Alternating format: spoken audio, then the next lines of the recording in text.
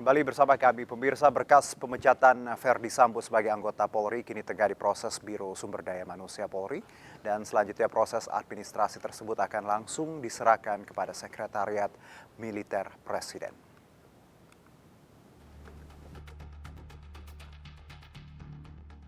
Kepolisian Negara Republik Indonesia resmi memecat Verdi Sambo setelah upaya banding atas putusan pemberhentian tidak dengan hormat atau PTDH yang diajukan Sambo ditolak Komite Banding Polri.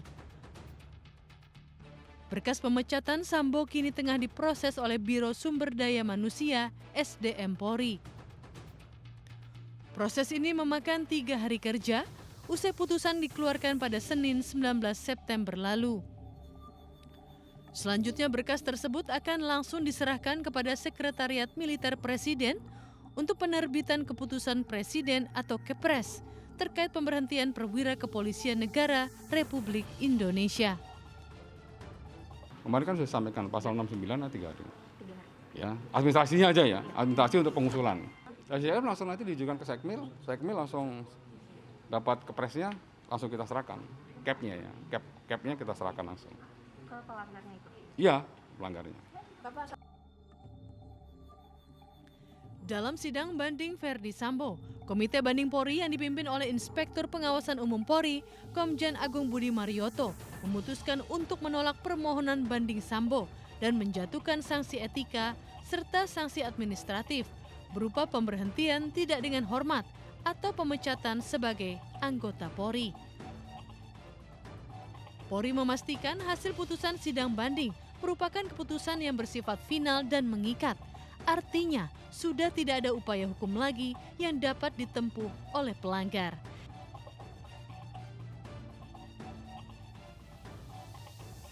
Ya, Kejaksaan Agung membuka opsi menggabungkan berkas perkara obstruction of justice dalam proses penyidikan pembunuhan mantan ajudan Verdi Sambo. 43 jaksa penuntut umum disiapkan untuk menangani kasus merintangi proses penyidikan tersebut.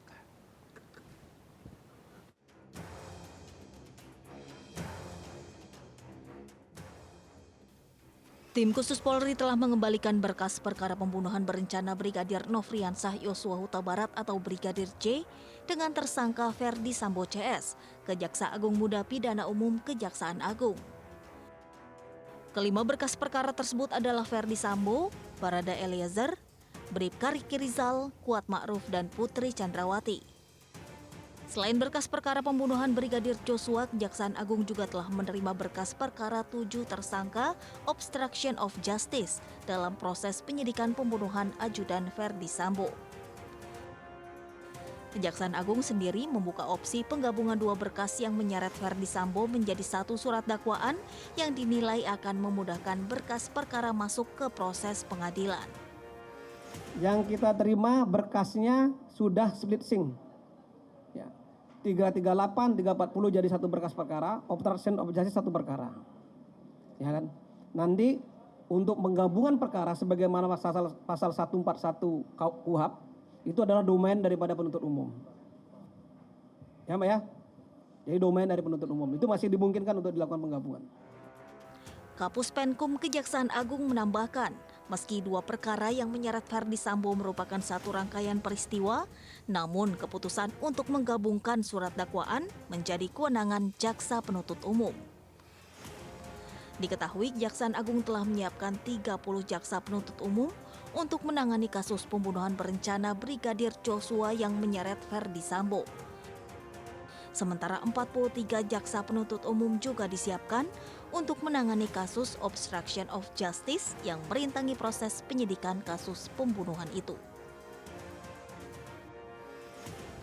Baik, pemirsa, nasib Verdi Sambo sebagai anggota Korps Bayangkara sudah tamat. Ia diberhentikan tidak dengan hormat melalui sidang banding kode etik profesi Polri. Namun itu bukan akhir dari perjalanan kasus yang menjerat Sambo. Masih ada perkara pidana yang tengah diteliti oleh Kejaksaan. Akankah perbuatan Sambo diganjar hukuman maksimal di meja hijau nanti? Untuk mengulasnya, kami telah bergabung bersama Guru Besar Ilmu Hukum Universitas Islam Indonesia, Profesor Muzakir. Assalamualaikum, Prof. Apa kabar?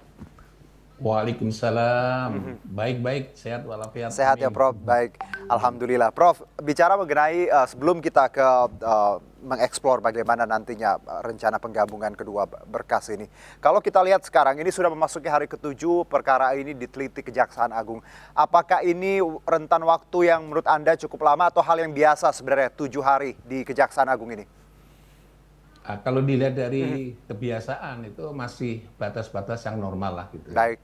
Mengingat perkara ini memperoleh perhatian publik ya jaksa mungkin ekstra hati-hati dalam konteks memeriksa berkas perkara agar kesempurnaan dokumen-dokumen plus penyidikan dan seterusnya itu lengkap gitu. Saya kira itu bagus lah, lebih bagus itu dipersiapkan yang matang dan kemudian nanti baru kemudian diajukan ke pengadilan. Oke, berarti dengan kata lain alasan ekstra hati-hati tadi ya Prof, ya mungkin yang membuat rentan waktunya ya sampai sekarang 7 hari seperti itu. Iya benar. Oke, Benar. bisa. Jadi, saya kira itu pertimbangan aja. Oke, bisa berapa lama Prof kalau tadi ke ekstra hati-hatian ini diperlukan biasanya? Itu kan ada dua hal yang dikerjakan oleh jaksa setelah memeriksa. Pada saat yang bersamaan dia harus membuat surat dakwaan. Oke. Jadi surat dakwaan harus korelasinya dengan dokumen yang sedang diproses karena dia akan menyusun serangkaian perbuatan itu harus berdasarkan serangkaian alat bukti begitu. Jadi tadi waktu yang dimiliki Kejaksaan Agung memang agak sedikit lama karena hati-hati dan ada beberapa poin yang tadi Prof sebutkan ya. Siap. Oke, Prof, kalau kita bicara mengenai penggabungan dua berkas rencana ini, tanggapan Anda dulu secara general. Ya, saya menilai bahwa ini dua kejahatan yang berbeda meskipun ada berdekatan gitu ya. Dan yang kedua adalah pelakunya berbeda. Yang ada persamaan yang sama itu cuma terdakwa FS aja, selebihnya itu kan berbeda gitu. Baik. Kalau saya boleh menyarankan itu sebaiknya di splitsing seperti yang disampaikan tadi, berkasnya juga sudah di splitsing. Sebaiknya di splitsing saja karena untuk pembunuhan berencana itu kan partnernya atau penyertaannya itu kan ada 3 atau 4 orang. Sedangkan kalau untuk obstruction of justice-nya itu 7 orang, barangkali bisa nanti lebih begitu. Jadi sebaiknya itu di split dan itu di split dan konteksnya juga berbeda. Dalam hal ini Pak konteksnya itu berbeda. Kalau dari Kapus Pen Kejagung sendiri, Pak Ketut menyebutkan sebenarnya tidak apa-apa digabungkan karena perkaranya satu sama lain berkaitan. Argumentasi seperti ini, Prof. Bagaimana tanggapan Anda? Ya, saya ulangi lagi, memang ini tindak pidana itu kan pas setelah ada perbuatan 340 baru kemudian ada perbuatan 221 gitu. Betul. Jadi kalau itu dihubungkan satu dengan yang lain sesungguhnya sudah berbeda. Pasca terjadinya 340 baru ada perbuatan lanjutannya. Dan perbuatan lanjutannya tak ada hubungannya dengan 340-nya gitu. Baik. Tapi kalau digabung, saya khawatir satu. Yang pertama itu konsentrasinya nanti bisa bergeser kepada 221-nya, obstruction of justice-nya daripada pembunuhannya. 340-nya. Dan 338 juga ya, Prof? Benar, 338 itu partnernya dengan 340 gitu. Bukan pada berarti 221. dengan kata lain concern kita bahwa ketika ini digabung takutnya nanti hukuman tidak maksimal atau seperti apa, Prof? Ya, kalau hukuman nanti akan ada 2. Pembuktiannya yang menjadi masalah itu. Baik. Karena yang paling mudah pembuktian itu adalah obstruction of justice. Yang paling sulit pembuktiannya, lebih sulit pembuktiannya itu adalah tentang 340 dan 338 gitu. Jadi kalau digabung konsentrasinya bisa bergeser nanti. Lebih mudah dibuktikan 221-nya sehingga itu aja yang dibuktikan nanti malah kurang bagus ya. Ya, jaksa sebaiknya juga perhatian kepada publik bahwa konsentrasi utamanya harusnya adalah 340 ya. Yang kedua, saya ingin sampaikan 221 obstruction of justice-nya itu sudah ada tadi, sudah dibuktikan melalui proses pembuktian yang sebagian diantaranya melalui pemeriksaan kode etik. Betul. Jadi memang kalau tadi digabung ini takutnya tadi concernnya lebih berat ke obstruction seperti itu. Nah, kalau kita lihat sikap Kejagung sendiri nampaknya akan mencoba untuk menggabung perkara ini, dua berkas ini. Makna sikap ini, kalau dari Anda sendiri, Prof, bagaimana? Ya kalau alasannya bersikeras, itu dua hal yang berbeda. Jadi jangan dikatakan tadi pembuktiannya biar lebih cepat. Nggak Baik. ada cepat, nggak ada lamban konteks itu.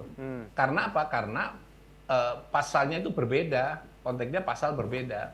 Oke. Jadi karena tidak ada koneksi dengan pasal, yang satu peristiwa pidana yang berat, yang satu itu adalah peristiwa atau perbuatan pidana lanjutan yang terkait dengannya, ya sebaiknya lanjutan itu dipisahkan saja. Ingat nanti kalau itu digabung jadi satu, ketika pemeriksaan yang itu digabung, kan sidangnya nanti menghadiri kurang lebih ada 7 tambah 5 tersangka. Iya, 7 7 tambah 5. 11. Nah, kan kasihan nanti kalau ini misalnya pembuktian pada pembunuhannya, berarti dia harus menunggu ini tersangka 7 tersangka itu menunggu pada proses itu sehingga baru bergeser kepada tindak pidana obstruction of justice-nya begitu. Baik, jadi sebenarnya kalau bicara alasan ringkas, justru ini harusnya dipisah ya, Prof ya?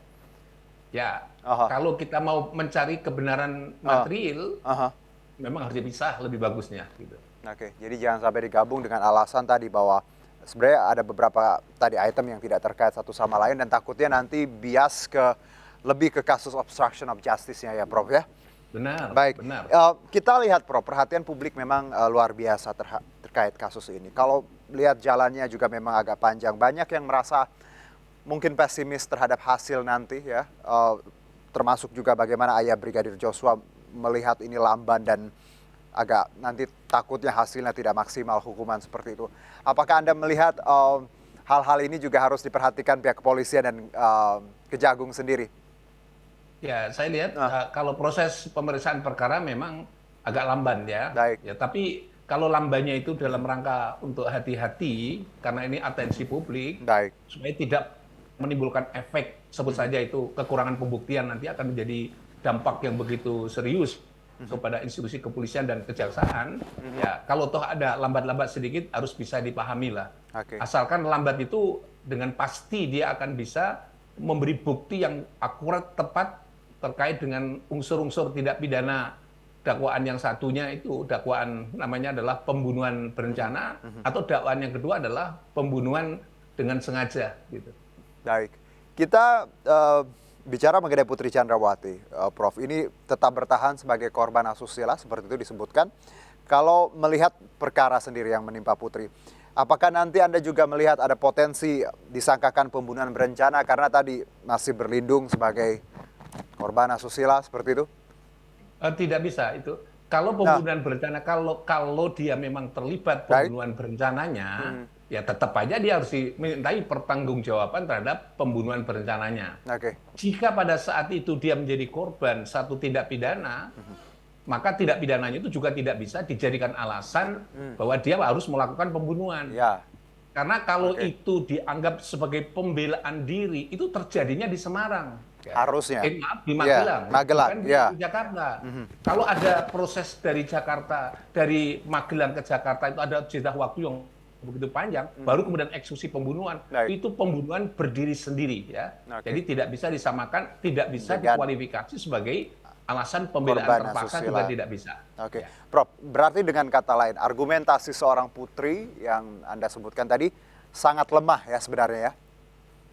Ya kalau menurut saya membunuh dengan dia menjadi korban itu dengan jeda waktu yang begitu panjang ya harus dinilai sebagai bukti yang berdiri sebagai tindak pidana yang berdiri sendiri. Gitu.